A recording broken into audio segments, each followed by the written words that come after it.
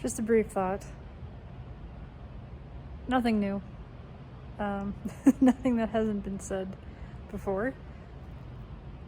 But it occurred to me this morning in this particular framework, phrasing. And that is, I don't have to like myself to like myself. I don't have to feel good to feel good. And it just struck me in that moment because, I rise and fall. There are vicissitudes, hills and valleys on this journey. And I had been kind of dissociating and just feeling a lot of anxiety, feeling a lot of environmental anxiety, agitation, just frustration, and got caught up in this place of when is it going to end? When is there going to be a break from this? And realizing that it ends when I stop caring. It ends when I stop waiting for it to end. I feel good when I stop waiting to feel good. And so this I that we most frequently are referring to is not the self, right? It's clear in a statement like that when you can feel it. I don't have to like myself to like myself. That the I isn't the self. The I that we're talking about is made up. It's ego. It's the mind-created version of self. It's an idea, ultimately. And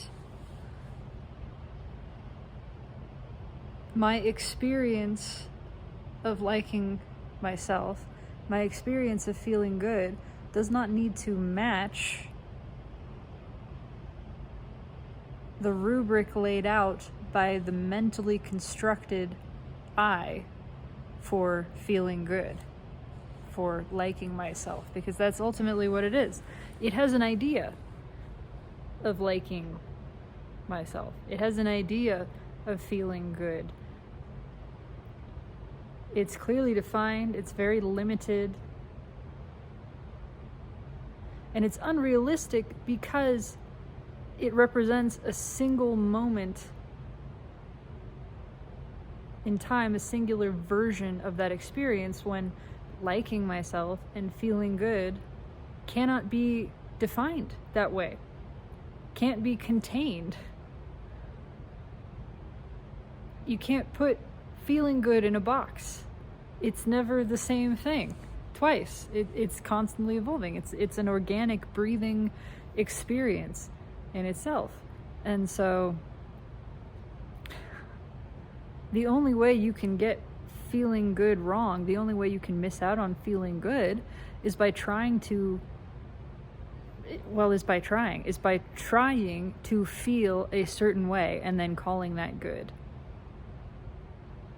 Trying to manufacture a specific arrangement of sensation, and only that arrangement is good feeling, or a specific arrangement of thought about the self, about whatever that is liking, considered to be liking. This is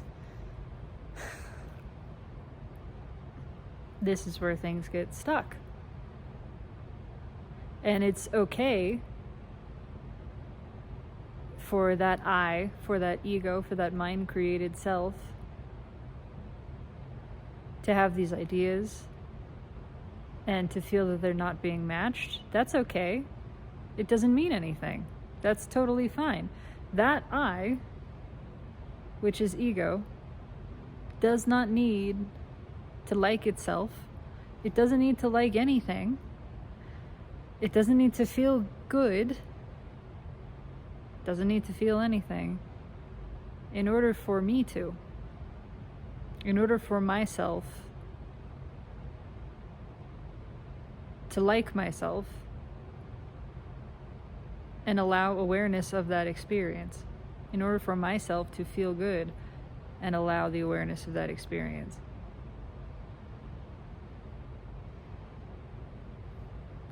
So that's kind of it. Really very simple, but it was helpful to me to just hear that statement spoken internally and witness and recognize there is an I and there is a self. And the I thinks that it's talking about the self from the first person, but it's not.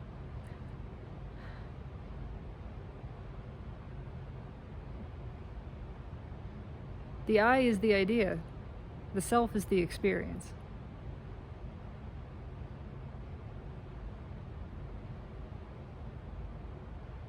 There's really nothing real about the I. The self simply is. It is the self. It can be challenging to express this stuff with human language.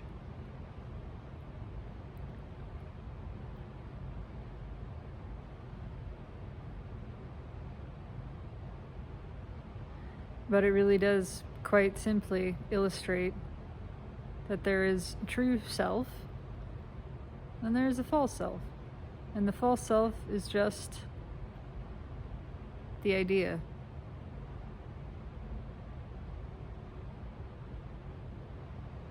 The true self is the experience. We are the experience. We are the experience of self that is conscious. We're not an idea. And so it's perfectly okay that I don't like myself because myself experiences liking of self very much. It doesn't have to be identified mistakenly with the I. And so then the I is free to think and feel whatever it does, whatever it chooses. But it's not an obstacle. It's not an obstacle to my self's experience of what is true, what is desired, and what is true. Really one and the same thing.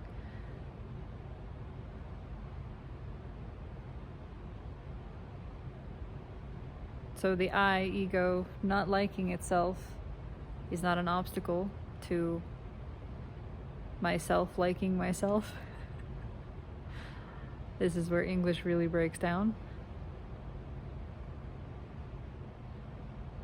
And the I not feeling good is not an obstacle to my not feeling good. Or my feeling good. I don't know what I'm saying now. Nothing stands in the way of those things. Not even the ideas of the experiences manufactured by the mind.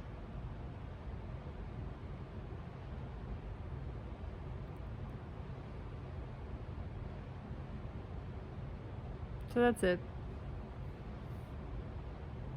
That's all I got.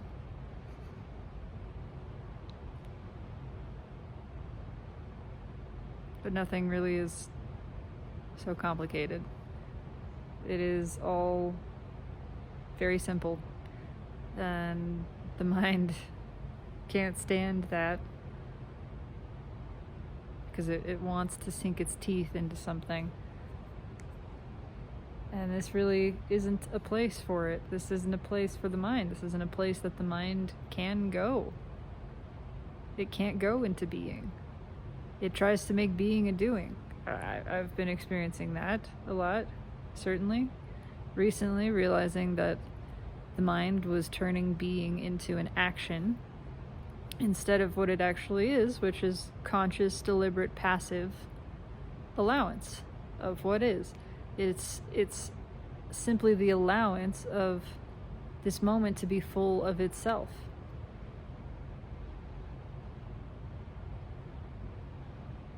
When it turns being into doing, then it says that I can do it wrong. Because now it's an action, and now it's been clearly defined, and it has specific expectations, again, which means it's not really the experience, it's the idea of it. Only the idea of the experience can be characterized with this limited definition. Any true experience is expansive and organic.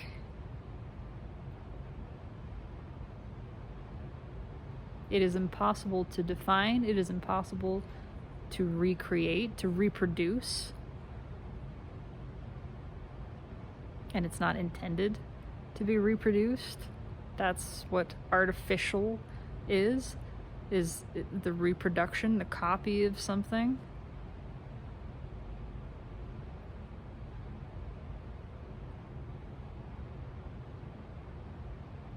Experience is authentic, it is organic, and it simply is.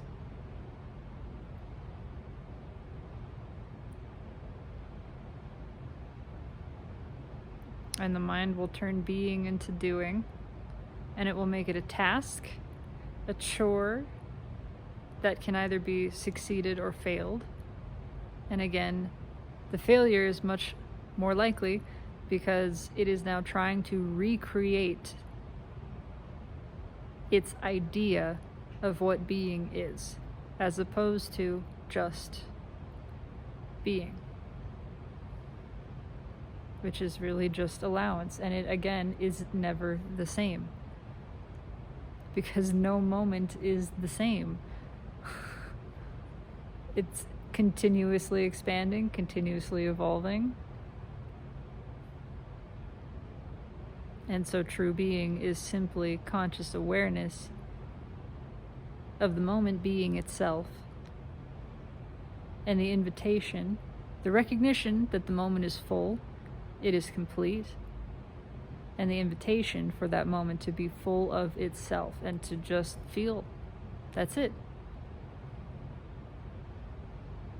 And the feeling happens naturally. Again, it's a noticing, it's an awareness, it's not an analysis. It's not something you try to do. There's no trying in it.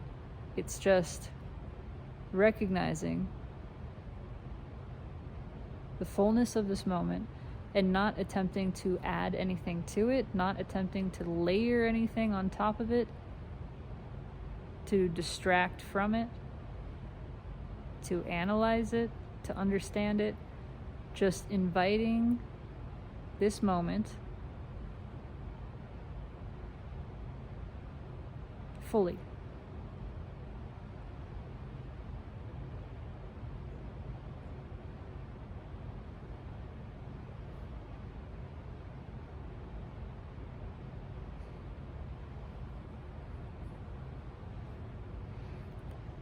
That's it.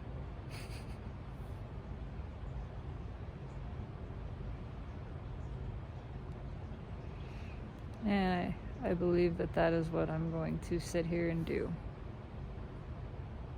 for at least a brief period, because it just feels nice. It just feels nice. It feels full. It feels peaceful yet excited. It's content.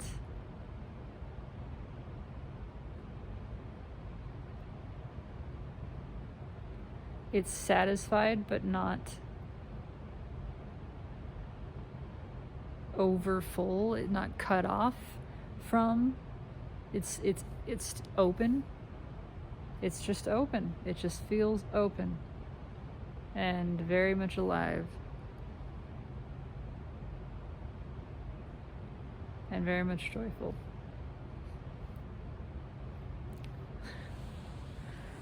That's all I got. I don't have to like myself to like myself. I don't have to feel good to feel good.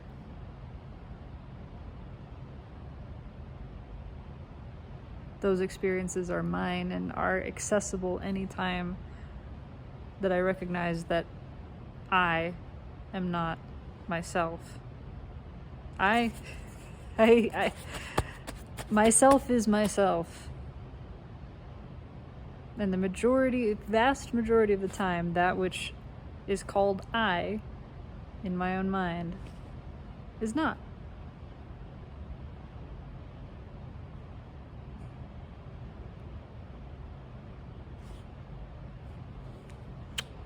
Take it easy.